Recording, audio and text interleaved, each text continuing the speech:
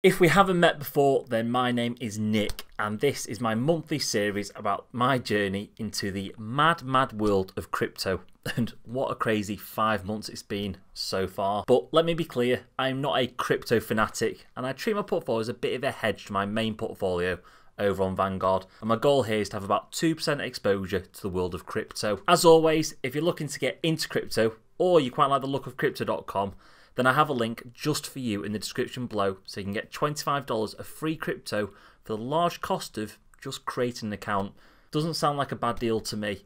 Anyway, let's crack on. But I want to start this episode with a warning. Just in the last month, or maybe 6 weeks, there's been a massive surge in crypto scams, pump and dump schemes, and other very questionable things going on. I just want to highlight 3 that you might not be aware of. The first was the Bitcoin scam, and they even managed to con popular investing forums like Wall Street Bets, and even a well-known British investment YouTuber who has over 20,000 subscribers into inadvertently advertising it. In short, some unknown characters wrapped a high-end selection of Bugattis, Lamborghinis, and then drove them around London in a very distinctive blue pattern, advertising a website which was www.brit-coin.co. People were duped into going onto the website and then purchasing Bitcoin. How much they managed to scam is a bit of an unknown, but they've actually been evidence that some associated wallets had received over £250,000 in just 2 transactions. If you weren't aware, Bitcoin is the media's name for the British government's attempt at creating their very own cryptocurrency.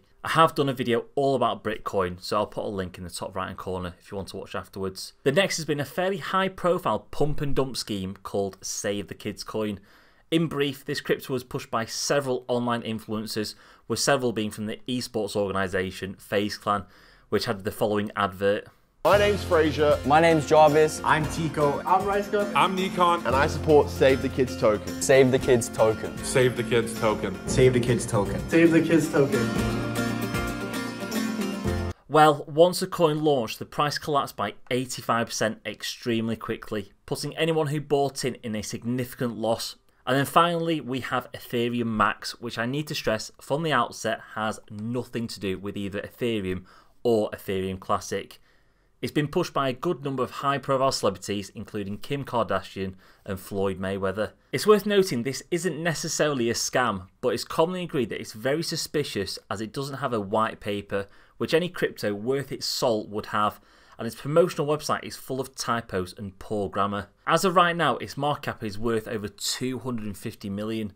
But the sad reality is we've had other success cases like Dogecoin, which have had really high valuations with actually very lacking fundamentals underneath it all. Anyway, these are just a few stories that caught my eye, but do be aware. I've got to say there is one benefit of using a crypto exchange that's not widely talked about.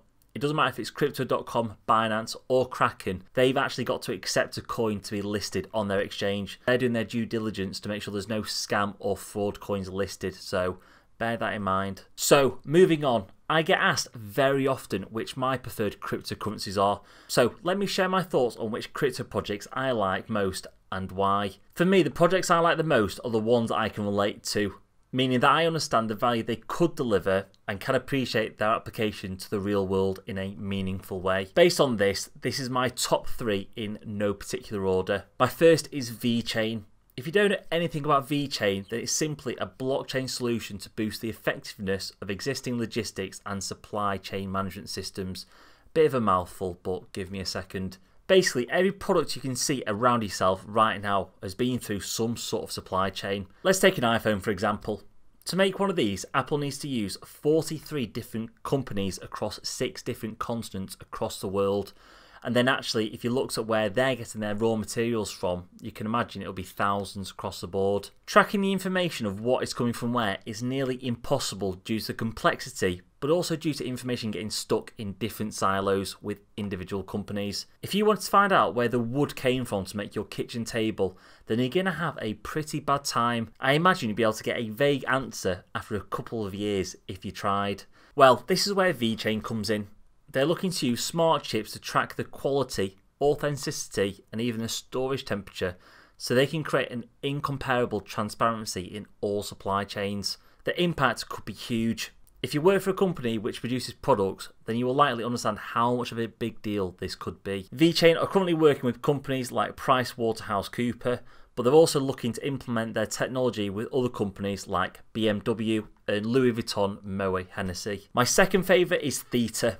Theta is a project looking at revolutionising the video streaming space, which for me has two very unique concepts which I love. The first is the ability to share streaming bandwidth, meaning that one day you could actually lend out your streaming bandwidth to another for a fee, and equally you can use the network to improve your own streaming bandwidth.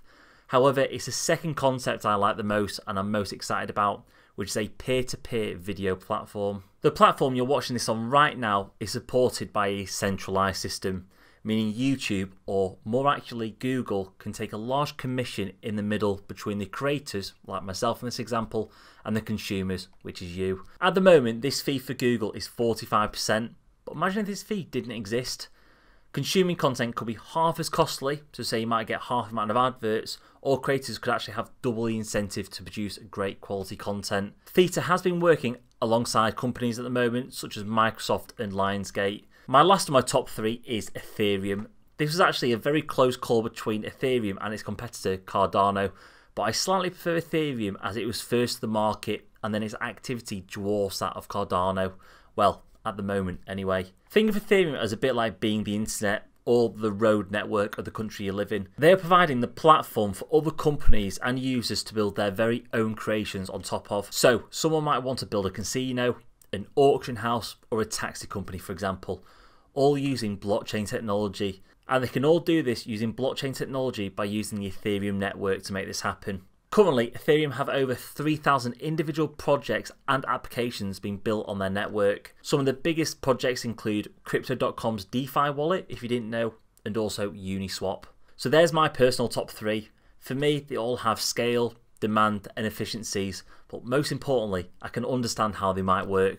I would be interested in knowing your top three though, so let me know in the comments below. So as always, let's check in on my Crypto.com account. As a quick reminder, here's a chart of my progress so far. We started extremely well in the first 2 months, doubling my account in a short amount of time before we entered the recent sell-off. So since the last update, it actually dipped all the way down to about £1,950 on the 22nd of May. So I don't know if it's recovered, so let's have a look. So as of right now, God, I desperately need to recharge my phone. It's at £2,364, so has been quite the sell-off, but it has bounced off the bottom that we hit about a week ago. You might not think this is too bad though, as I'm still about, what, 18% up since when I initially invested back in March this year, but I need to be transparent. I'm actually in a bit of a solid loss, so I'll show you why. Go into my referrals and you can see that I've been rewarded £1,500 in free crypto. So in real money, that's about £1,100. So if we take that off, I'd probably be, without my referrals, I'd be down to about, what, £1,250. So I'd be in a solid 40% loss if it wasn't for the fact that I was getting all those referrals. So I'm not doing too well since I joined the market. I can't say I'm that too concerned though, as I think you've got to kind of roll with the punches of the market. So if we look at Bitcoin, for example, if we look at, say, the last 6 months, you can see in reality we're just back down to levels we were at the start of the year, and that was after a massive bull run. So if you'd hold on for the last 12 months, you'd still be doing really, really well. And these things kind of come around in cycles. So following on from last month, I did say I wanted to make some changes by loading up on a few cryptocurrencies to kind of plug the big gaps I've got in my portfolio, which was Ripple and Internet Computer. So if I have a quick check of how they're doing, I'd built up both the positions to about £100 each. However, I think Internet Computer's been through a very nasty sell-off. So you can see Ripple there, it's down to about 60 quid, so I'm £40 down on that already. But I've got, what, 139 of it in total, which has been doing... How's it done so far? Yeah, it's pretty flat, a bit like Bitcoin really. Then Internet Computer, you can see, is down to £27. I've got about 1.1 Internet Computer, but if you look at this graph, it's horrific. Yeah, look at that. It's terrible. Hey, you win some, you lose some, but at least I've got some decent exposure to it now. But then since investing into these two, with any referrals that I've had coming through, I've been building up my supercharger again. You might remember the last supercharger event was SHIB, which I wasn't very interested in at all, if I'm honest. And the latest one, if you didn't already, is Bitcoin.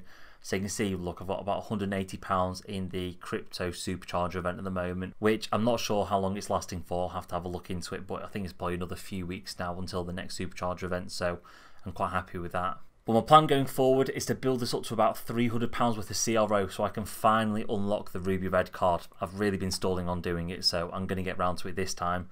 Once I've got £300, I will then stake the CRO so I can unlock the Ruby Red card, and then what I'll do is I'll probably rebuild up my supercharger allowance, because I do quite like taking part in the supercharger events because the returns are normally really, really good.